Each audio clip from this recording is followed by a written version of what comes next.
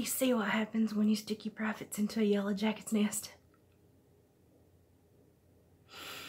It's 11:15. I had just laid down earlier and I thought, it's gonna be a quiet night. This is going away. My phone dinged. And y'all, I looked at this from a mama's perspective because I've got a daughter the same age that really looks very similar. And so I look at this kind of with this motherly instinct. If my daughter had been sitting in front of me and just said the hour-long rant that I just listened to, I would have said, you pack your bags. You walk your little honey out of my house. Because I did not raise you to think about others in such an emotionally minuscule and transactional way. I want you here. That blows my mind. That blows my mind. That blows my mind. I'm not sitting here and saying that Upchurch did everything right. He did not. He yelled. You know, I mean, I understand he was upset and he was trying to defend himself and he was confused and he was emotional and he yelled, but that allowed her to use that as, you know, threatening and stuff like that.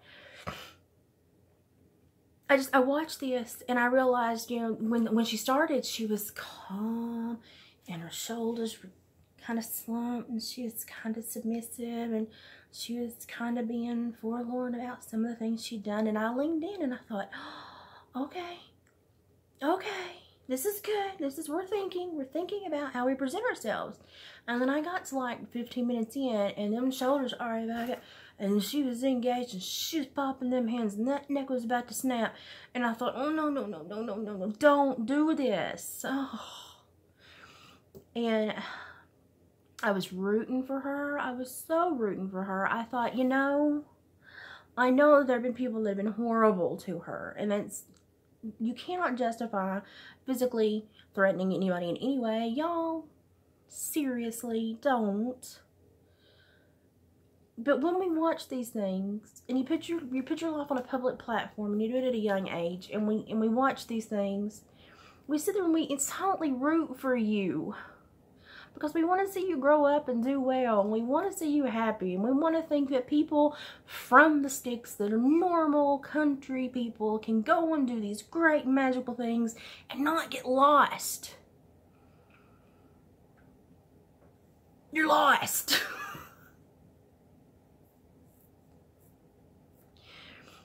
And I could sit here and I could watch the entire video and I could stop and freeze frame and tell y'all what concerns me. But just to paraphrase it, the entire video is transactional. Now, what do I mean by transactional? It means she wants the control. And so anything that he says or does, she counters so that the control comes back. And, you know, in that phone call, let's just focus on the phone call for a second. Let's screw everything else. Just throw it out the freaking window because it's, I mean, she said about the fans, blah, blah, blah, blah, blah. Well, I'm just going to say it back, blah, blah, blah, blah, blah. We've talked about this and we've seen statements on Facebook and statements come off. I mean, the phone call. You only video record phone calls when you have a motive. You only have a motive when you sat down and thought about something. You only sit down and think about something when something has triggered you. You only get triggered when the world doesn't go your way. When the world doesn't go your way, you run into something you should have walked away from. Why didn't you walk away from it? Why did you continuously engage? Now here's what I have to say in defense of Upchurch. You consistently instigated contact. When you walk away or something triggers you and it doesn't feel, just go away. And don't keep trying to counterbalance. Men are not dogs. You can't go, Reginald, Hill. You know, they don't work that way. They don't work that way. And was he half asleep or was he awake? And let me explain this to you. And I know you've been in that state too. It's about the same damn thing. So your mind and your body does different things. Now, you've not been in a long-term relationship. You've not shared a bed with a man for a number of years. So I understand there's a little bit of naivety there. But I'm sure that your body has expressed a bond when you're in that morning haze to be close and to embrace and smell the person that you love. And if you say, you're lying, you're lying.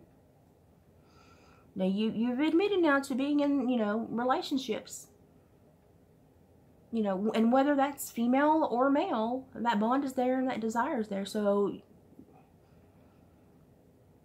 if you've built that kind of bond with somebody, you know what that feeling is. You know what that morning feeling is, where you just want the security and the closeness of the person you love. Here's my question. I'm sorry, I'm thinking and so I'm agitated.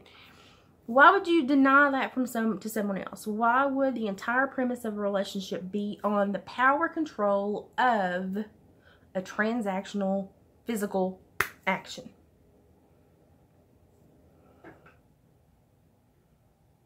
Because it seems like he was just supposed to earn sex. I can't believe I just said that phrase. I don't think I've ever said anything like that in my life before. When you bait your hook, you gotta expect the fish to bite.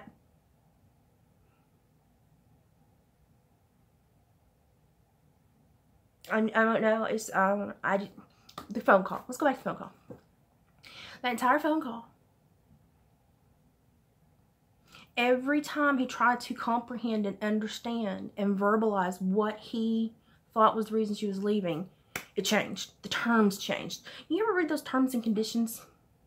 No, we don't, do we? This is a good time to start. People have emotional terms and conditions too. And it's misrepresented all the time. And then when we get into these components, but I said, no, you didn't. But you said this. No, I didn't. It changes to benefit them.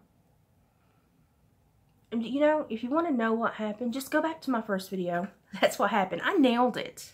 I nailed it. The disrespect of human basic integrity and emotional security and blatant respect for someone you're supposed to love or be enamored with or be experiencing and experimenting with these emotional feelings.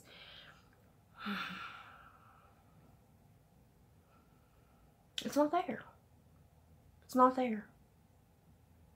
Not in the words that you choose to say, in the way you choose to say it, in the way you want to change the terms. And then, I'm just going to say it, honey, you keep saying he did not do this, he did not do that, but then you keep alleging sexual misconduct.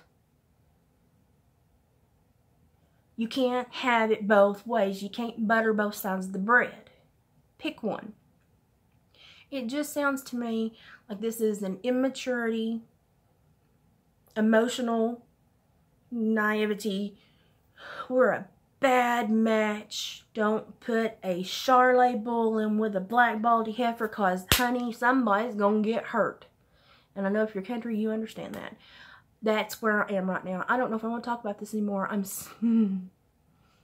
But when he said, block my number, leave me alone, smart man. When you understand that you're not meeting that transaction, and every time you try to meet the curb and pay that emotional debt, she changes it, smart man. Smart man. Don't buy a house and 2 months into something. Buy some Ajax and turpentine. Please, Lord. And my heart is with you. I think half the reason for the timing was to keep the emotional up till the show in Knoxville. Oh, by the way, she can overlook all of this and still do the tours. You can't overlook